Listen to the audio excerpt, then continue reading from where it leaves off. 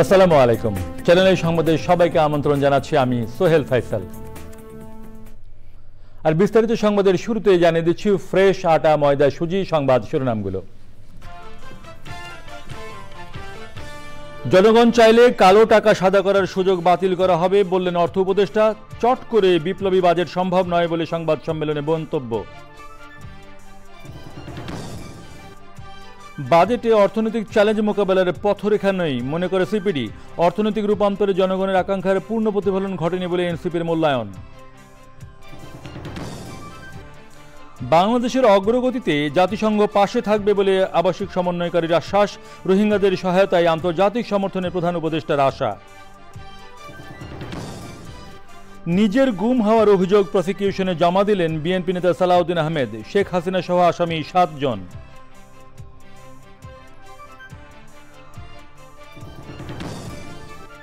আলোচনার মাধ্যমে অমীমাংসিত বিষয়ে রাজনৈতিক দলগুলোর ঐক্যমত্য আশা কমিশনের। বিভিন্ন দলের সাথে দ্বিতীয় দফার সংলাপ।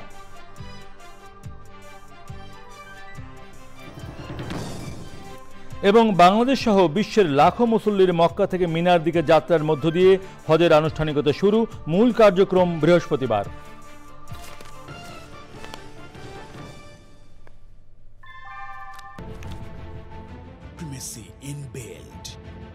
German technology, Bangladesh's first thermix rod, Salam Steel Thermax. প্রিয় দর্শক, সংবাদ শিরোনামগুলো জানাচ্ছিলাম। এখনকার সংবাদ আয়োজন একই সঙ্গে চ্যানেলের ইউটিউব চ্যানেল এবং চ্যানেলের ওটিটি প্ল্যাটফর্ম আইস্ক্রিনে লাইভ স্ট্রিম হচ্ছে। যাচ্ছি বিস্তারিত সংবাদে। প্রথমেই জাতীয় বাজেট 2025।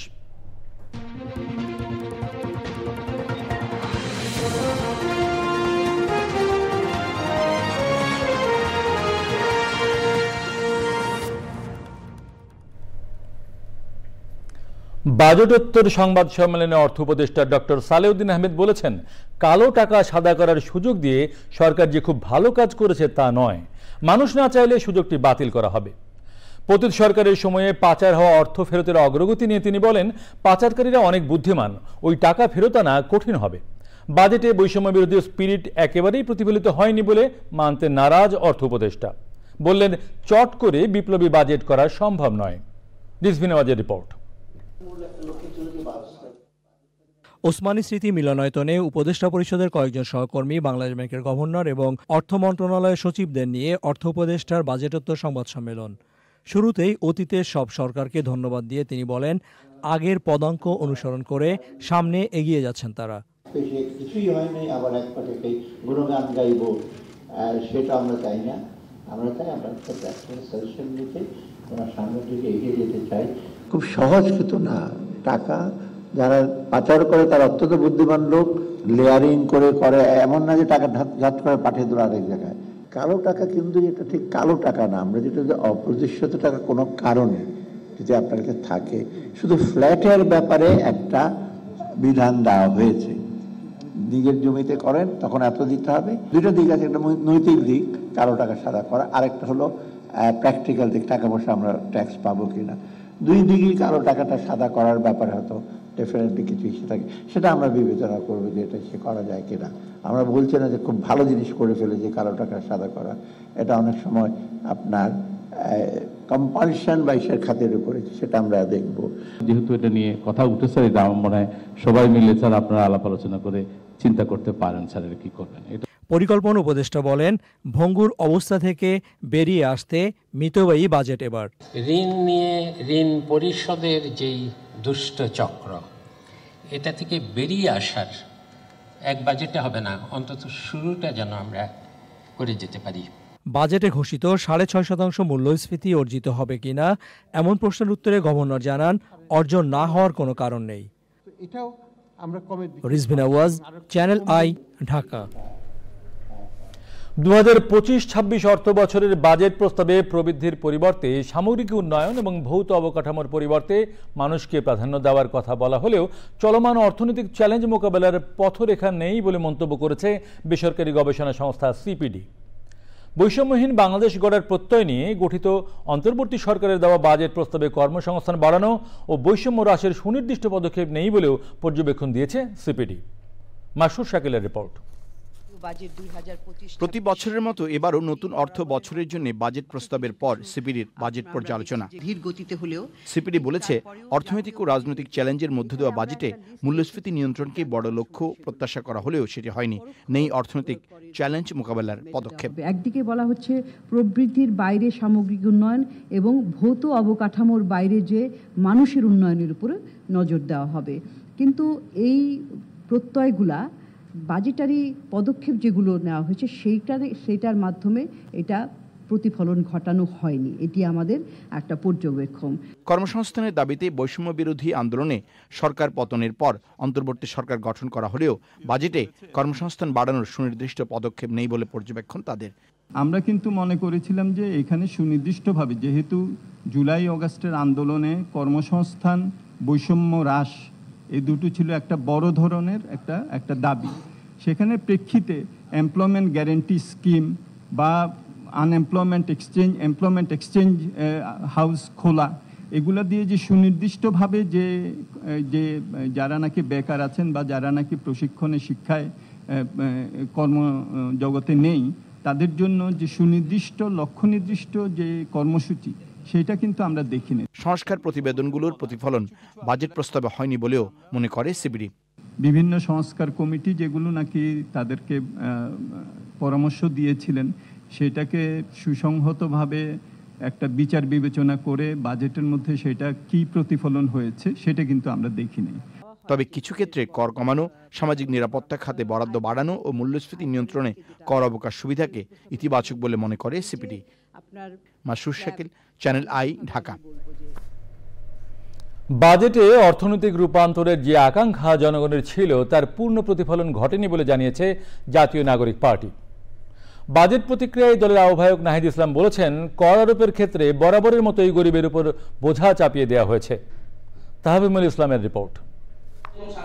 মঙ্গলবার জাতীয় নাগরিক পার্টির অস্থায়ী কার্যালয়ে বাজেট নিয়ে প্রতিক্রিয়া ব্যক্ত করেন দলটির আহ্বায়ক নাহিদ ইসলাম। বলেন, এ বাজেটে বেকারত্ব দূর করে কর্মসংস্থান সৃষ্টি হবে কিনা এ নিয়ে শঙ্কায় জাতীয় নাগরিক পার্টি। ডিজিটাল ইকোনমির ক্ষেত্রে নেতিবাচক প্রভাব পড়বে বলে মনে করে দলটি। নতুন বন্দোবস্তের যে আকাঙ্ক্ষা, অর্থনৈতিক রূপান্তরের যে আকাঙ্ক্ষা, সেই আকাঙ্ক্ষার পূর্ণ প্রতিফলন ঘটেনি বলে আমরা মনে করছি। বা আমাদের আকাঙ্ক্ষা ছিল যে ধনী গরিবের যে আয় বৈষম্য, সেই আয় বৈষম্য কমে আসবে, কিন্তু এই বাজেটে আমরা সেই আয় বৈষম্য কমানোর তেমন কার্যকর উদ্যোগ দেখিনি। আর দলের মুখ্য সমন্বয়ক নাসিরউদ্দিন পাটোয়ারি বলেন, রাঘব বোয়ালদের করের আওতায় এনে জবাবদিহিতা নিশ্চিতের কোনো সুযোগ রাখা হয়নি এবারের বাজেটে। যারা রাঘব বোয়াল রয়েছে, বড় বড় অর্থের কর ফাঁকি দিচ্ছে, অর্থ লুপাট করছে, তাদের থেকে কিভাবে ট্যাক্সেশন প্রক্রিয়াটা সুন্দর করা যায়, সেই ক্ষেত্রে আমরা কোনো স্ট্র্যাটেজিক কৌশল দেখি নাই বর্তমান বাজেটে। বাজেটে কালো টাকা সাদা করার যে সুযোগ রাখা হয়েছে তা উচিত হয়নি বলেও মন্তব্য করে দলটির নেতারা। তাফহিমুল ইসলাম, চ্যানেল আই, ঢাকা। এবারে অন্যান্য সংবাদ। বাংলাদেশের উন্নয়ন ও অগ্রগতিতে সব সময়ই জাতিসংঘ পাশে থাকবে এমন আশ্বাস দিয়ে সরকারের সংস্কার কার্যক্রমের প্রশংসা করেছেন সংস্থাটির আবাসিক সমন্বয়কারী গুইন লুইস। রাষ্ট্রীয় অতিথি ভবন যমুনায় প্রধান উপদেষ্টা অধ্যাপক ডক্টর মোহাম্মদ ইউনূসের সঙ্গে সাক্ষাৎ করেন গুইন লুইস। বাংলাদেশের উন্নয়ন ও অগ্রগতি নিয়ে আলোচনা করেন তারা। মিয়ানমার থেকে বাংলাদেশে আশ্রয় নেওয়া রোহিঙ্গাদের সহায়তা করতে আন্তর্জাতিক সম্প্রদায়ের সমর্থন আশা করেছেন প্রধান উপদেষ্টা।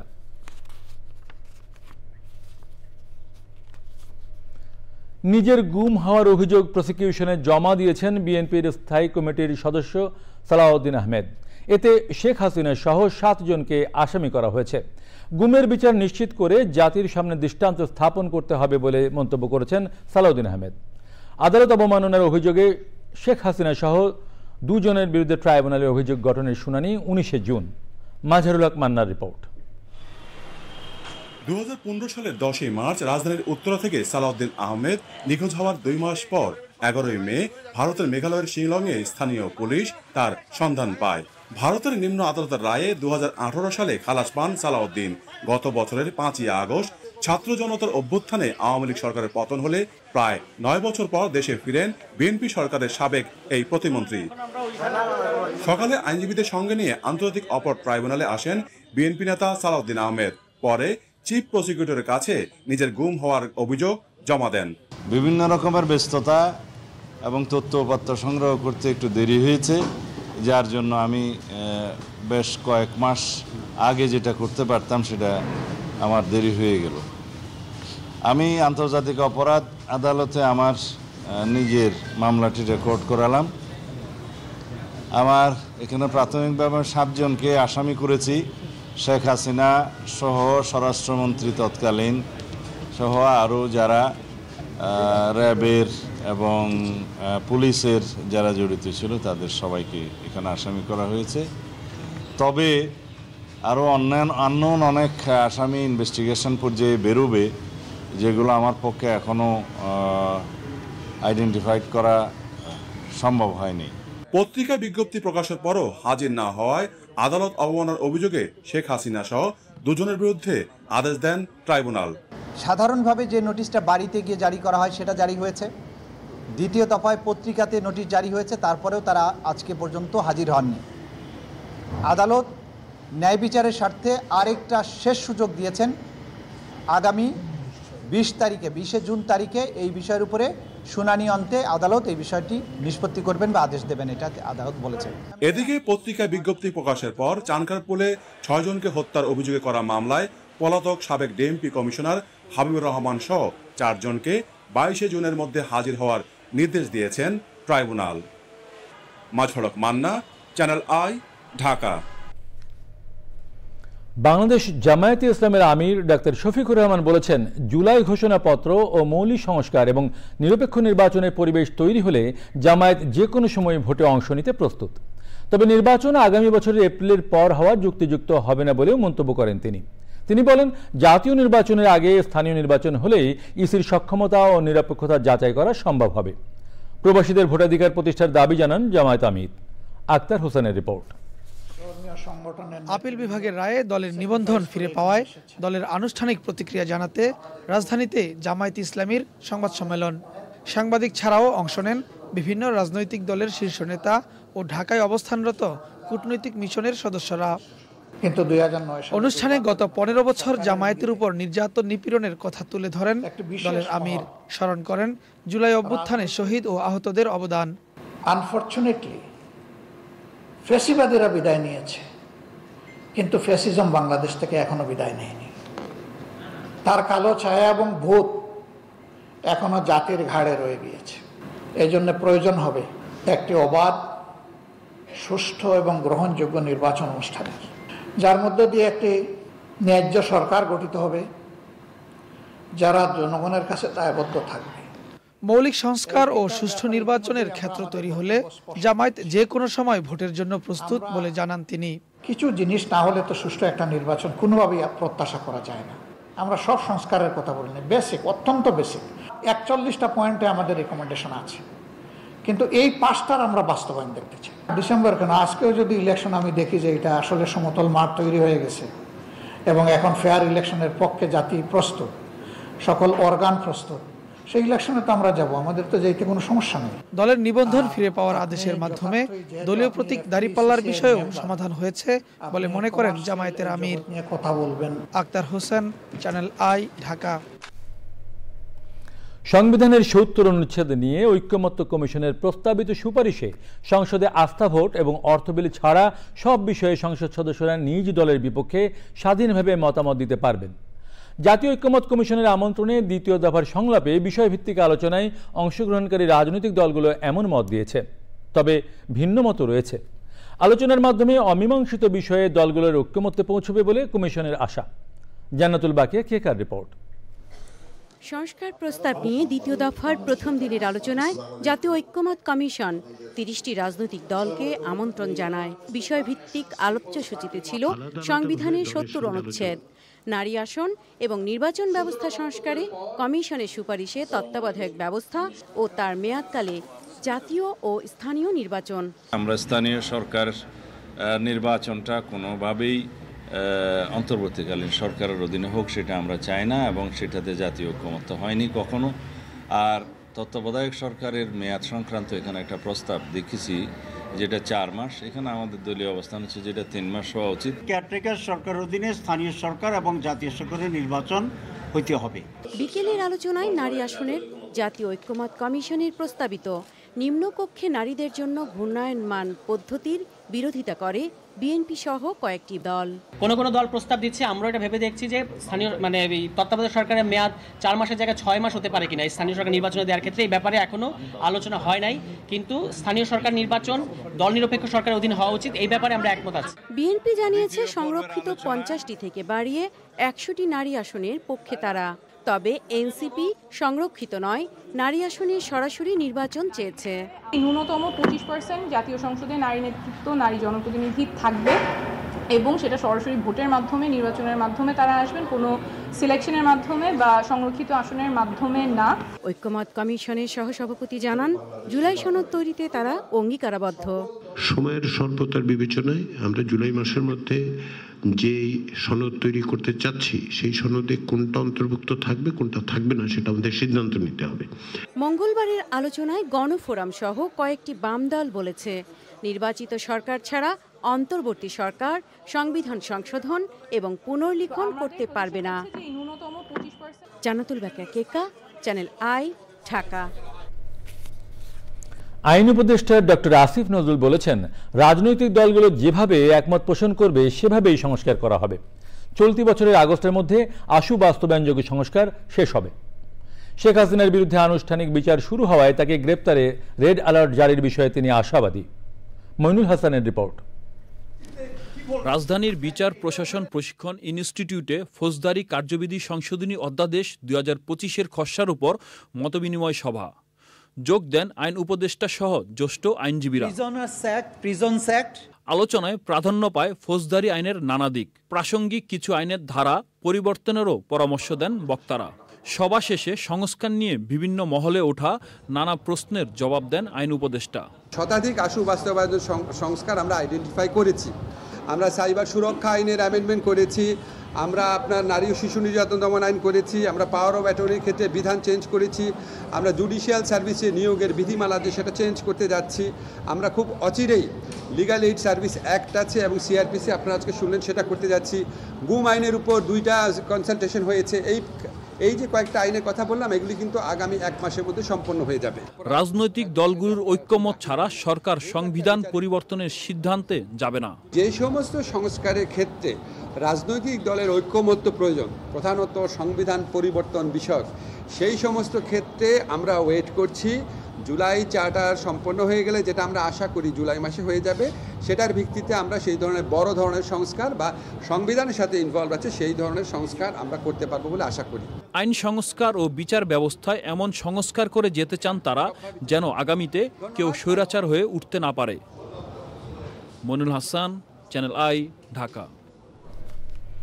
শুরু হয়ে গেছে হজের আনুষ্ঠানিকতা। বাংলাদেশ সহ সারা বিশ্বের লাখ লাখ মুসল্লির পবিত্র মক্কা থেকে মিনার দিকে যাত্রার মধ্য দিয়ে শুরু হলো এবছরের হজের আনুষ্ঠানিকতা। হজের মূল আনুষ্ঠানিকতা বৃহস্পতিবার। চকর মালিথার রিপোর্ট। পাহাড় ঘেরা আরাফাত ময়দানে বৃহস্পতিবার শুরু হচ্ছে মুসলমানদের সবচেয়ে বড় ধর্মীয় জমায়েত পবিত্র হজ।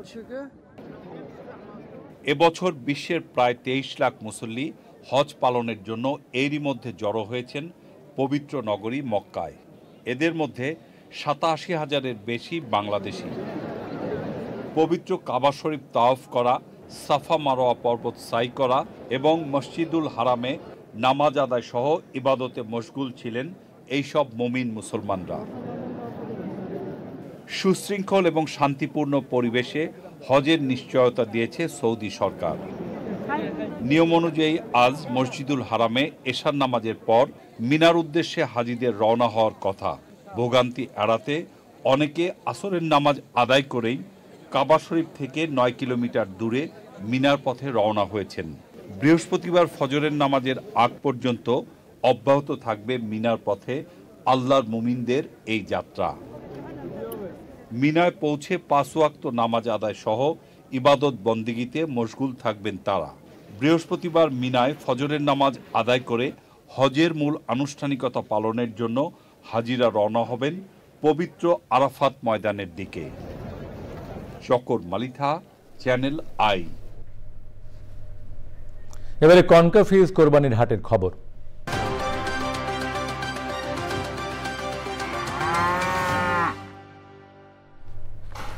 অ্যাক্টিভেটেড কার্বন ডিওডোরাইজার যুক্ত কনকাফ্রিজে এক খাবারের গন্ধ অন্য খাবারে যেতে পারে না। রাজধানীর কোরবানির পশুর হাটগুলোতে একদিনের ব্যবধানে ছোট, মাঝারি ও বড় আকারের গরুর দাম কমেছে। সেই সঙ্গে কমেছে ছাগল ও খাসির দাম। বিক্রেতারা বলছেন ঈদের ছুটি শুরু হলে হাট জমে উঠবে।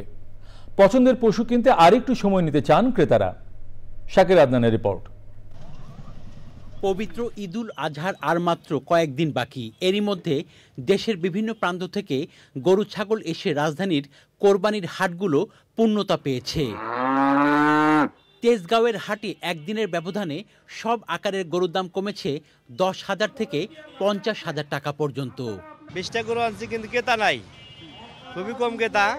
এটা দাম চাইতেছি 85,000, আর এই আবারটা দাম চাইতেছি 1,20,000, 25 এরকম দাম চাইতেছি। আমি মোট গরু আনছি 29টা, একটাও বিক্রি হয়নি। এই গরুর দাম চাচ্ছেন কত? এই গরুটার দাম চাচ্ছি 4.5 লাখ টাকা। হ্যাঁ, এটা 4.5 লাখ টাকা। গতকাল কত দিলেন এটা? গতকাল চাচ্ছিলাম 5,20,000 টাকা। তারপরে এই পরেরটা এটা দাম চাচ্ছি একই দাম, দুটোই একই কোয়ালিটি গরু, একই মাপের গরু। শাহজাহানপুর হাটে গিয়েও দেখা যায় একই রকম চিত্র। গরু ছাড়াও ছাগল ও খাসির দামও কমেছে। গরু ছাগলের হাটে আসুন। এটা গতকাল চাইছি 35, আজকে চাচ্ছি 30। কারণ কি? কারণ বাজার খারাপ ভাই। আমি 2,30,000 কই দিছি, গরুটা মোলাই ছিল কালকে 2,60,000, আমি গরু বিক্রি করতে পারি নাই। হাতে কিছুটা সময় থাকায় বিভিন্ন হাট ঘুরছেন ক্রেতারা। ওনারও খুব একটা ছাড়তেছে না, কাস্টমারও তেমন নাই, ওনারা আরো 2 দিন পরে ছাড়ার ইচ্ছা। 1,80,000 আসলই সহ 1,76,400 আচ্ছা, আর দাম চাইছিল কত? এটা দাম চাইছিল 1,90,000। কোরবানির হাটগুলোতে পশুর যত্নে কাজ করছে medical team. Shakir Adnan, channel I, Dhaka. এবারে আই স্পোর্টস।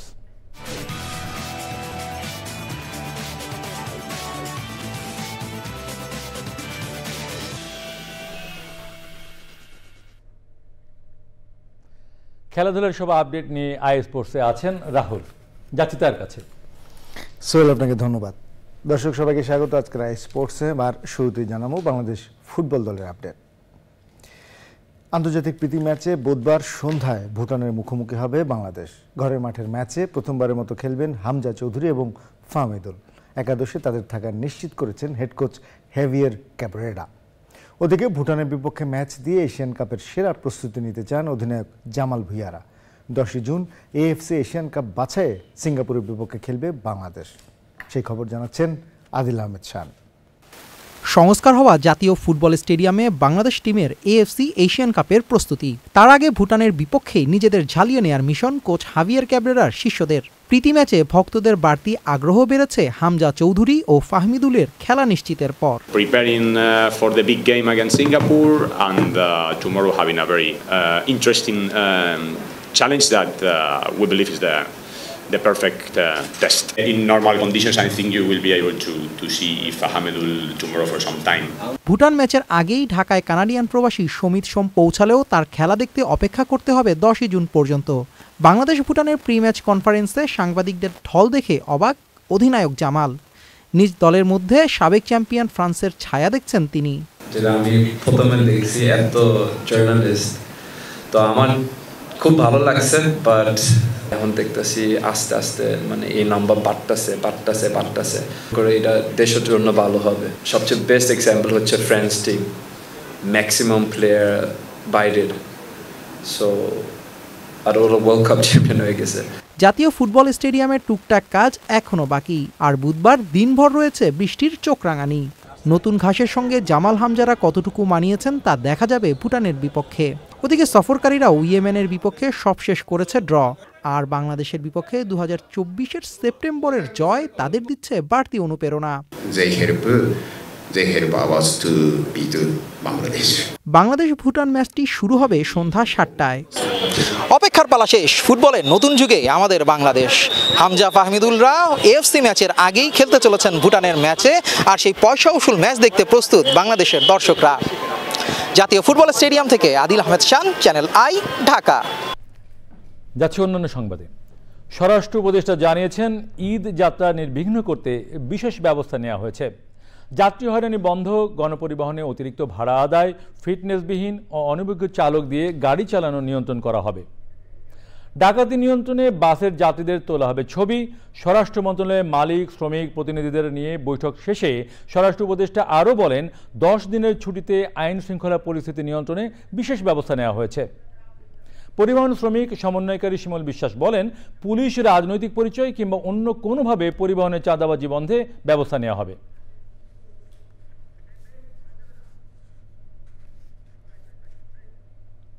আপনারা দেখছেন চ্যানেল এই সংবাদ। এবারে খানিকক্ষণের বিরতি, আর বিরতির পর অন্যান্য সংবাদের সঙ্গে থাকছে গাজায় ত্রাণ আনতে গিয়ে আরও 27 ফিলিস্তিনি নিহত। হতাহতদের ঘটনায় স্বাধীন তদন্ত কমিটি গঠনে জাতিসংঘের মহাসচিবের আহ্বান। এবারে নিটল ডাটা আন্তর্জাতিক সংবাদ।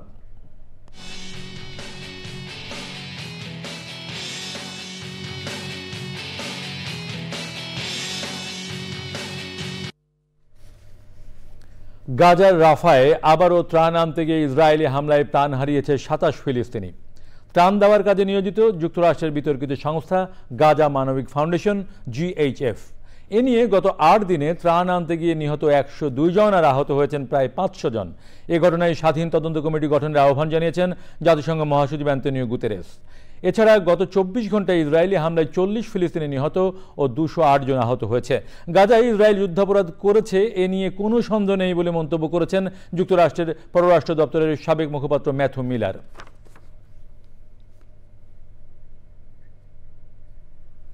এবারে ঢাকা ব্যাংক পিএলসি বাণিজ্য সংবাদ।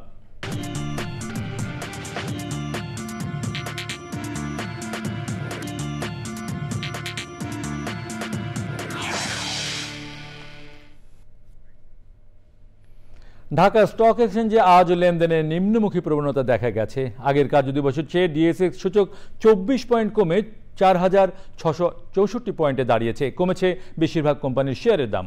হাত বদল হয়েছে 394টি কোম্পানির 229 কোটি 6 লাখ টাকার শেয়ার ও মিউচুয়াল ফান্ড, যা আগের কার্যদিবসের চেয়ে 46 কোটি 24 লাখ টাকা কম। এর মধ্যে দাম বেড়েছে 93টির, কমেছে 239টির এবং অপরিবর্তিত রয়েছে 62টি কোম্পানির শেয়ারের দাম।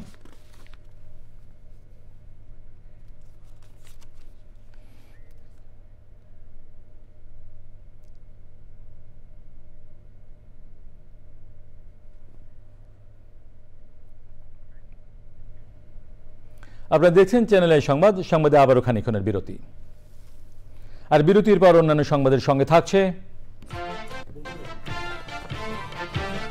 সালমান এফ রহমান সহ আইএফআইসি ব্যাংকের কর্মকর্তাদের বিরুদ্ধে দুদকের মামলা, সাবেক আইজিপি নূর মোহাম্মদ ও তার স্ত্রীর বিরুদ্ধে আরও এক মামলা। সংবাদে আবার আমন্ত্রণ।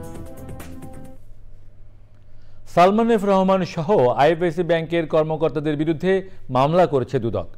একই দিনে পুলিশের সাবেক আইজি নূর মোহাম্মদ ও তার স্ত্রীর বিরুদ্ধে মানি লন্ডারিং অভিযোগে আরও একটি মামলা হয়েছে।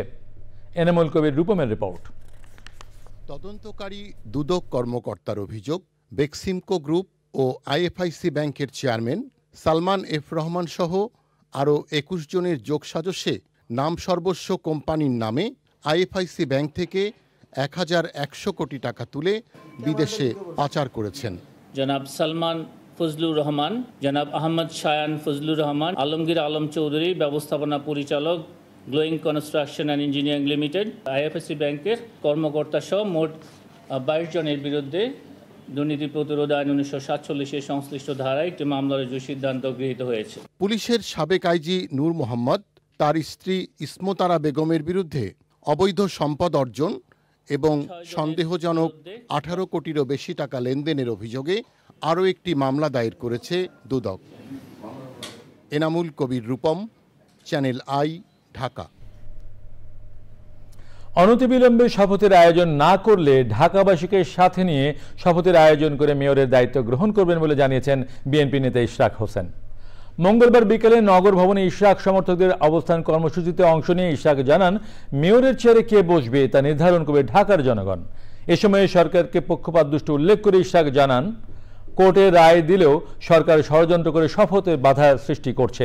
এ সময় দুই উপদেষ্টা আসিফ মাহমুদ, সজীব ভুঁইয়া ও মাহফুজ আলমের পদত্যাগ দাবি করেন ইশরাক। ইশরাককে মেয়রের দায়িত্ব বুঝিয়ে দেওয়ার দাবিতে গত 15 মে থেকে নগর ভবনে তালা ঝুলিয়ে অবস্থান কর্মসূচি পালন করে আসছে নগর ভবনের কর্মকর্তা কর্মচারীরা। তবে ঈদের আগে জনগণের যাতে কোনো ধরনের ভোগান্তি না হয় সেজন্য সমর্থকদের আন্দোলন কিছুটা শিথিল করার অনুরোধ জানান ইশরাক।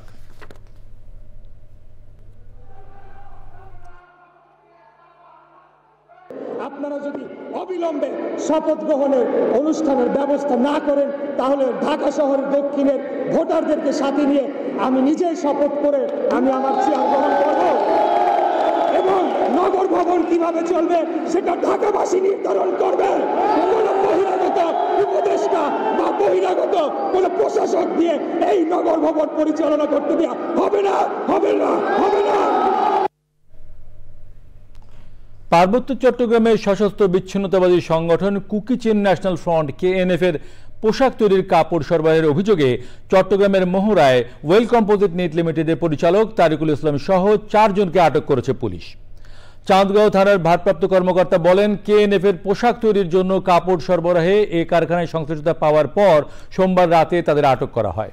এর আগে 17 মে বায়েজিদ বোস্তামি থানার রিংভো অ্যাপারেলস কারখানা থেকে 20,300 পোশাক, 26 মে নয়াহাট এলাকার আরেকটি গুদাম থেকে 11,785টি পোশাক এবং 27 মে DT রোডের আরেকটি কারখানা থেকে 15,000 পোশাক জব্দ করে পুলিশ। এসব পোশাক KNF এর জন্য প্রস্তুত করা হচ্ছিল।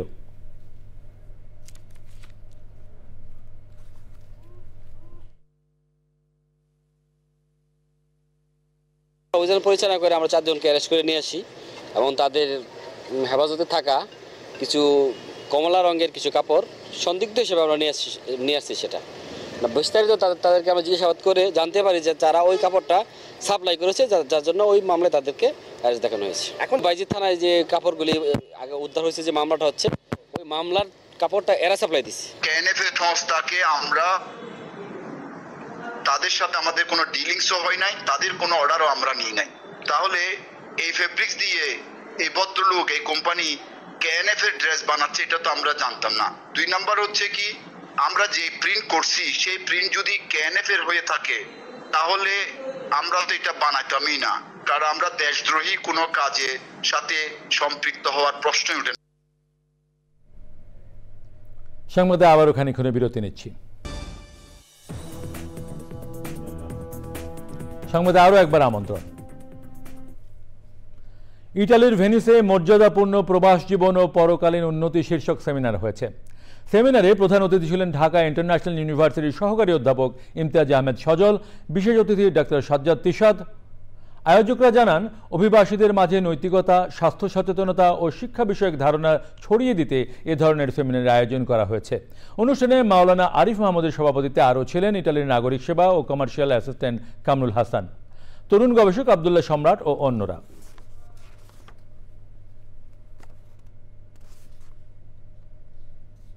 এবারে খেলার খবর।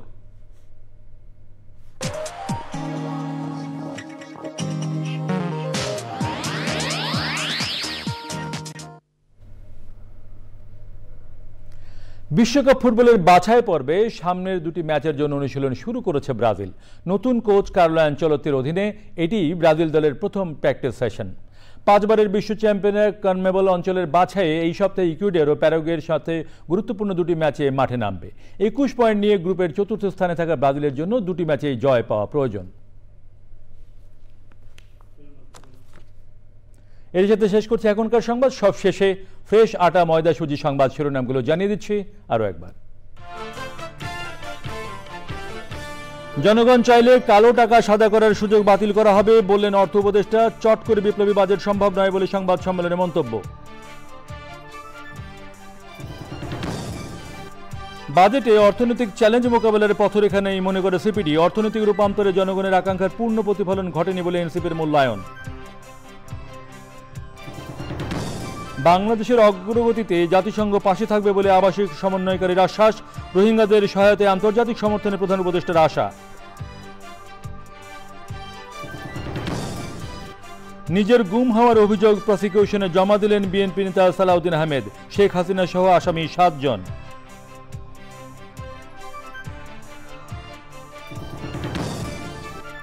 আলোচনার মাধ্যমে অমীমাংসিত বিষয়ে রাজনৈতিক দলগুলোর ঐক্যমত্যের আশা কমিশনের, বিভিন্ন দলের সাথে দ্বিতীয় দফার সংলাপ।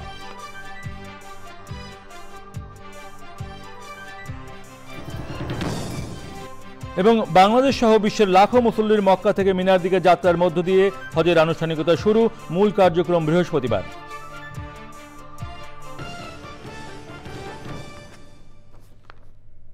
আমাদের পরের সংবাদ দেখার আমন্ত্রণ জানিয়ে বিদায় নিচ্ছি। সবাইকে ধন্যবাদ।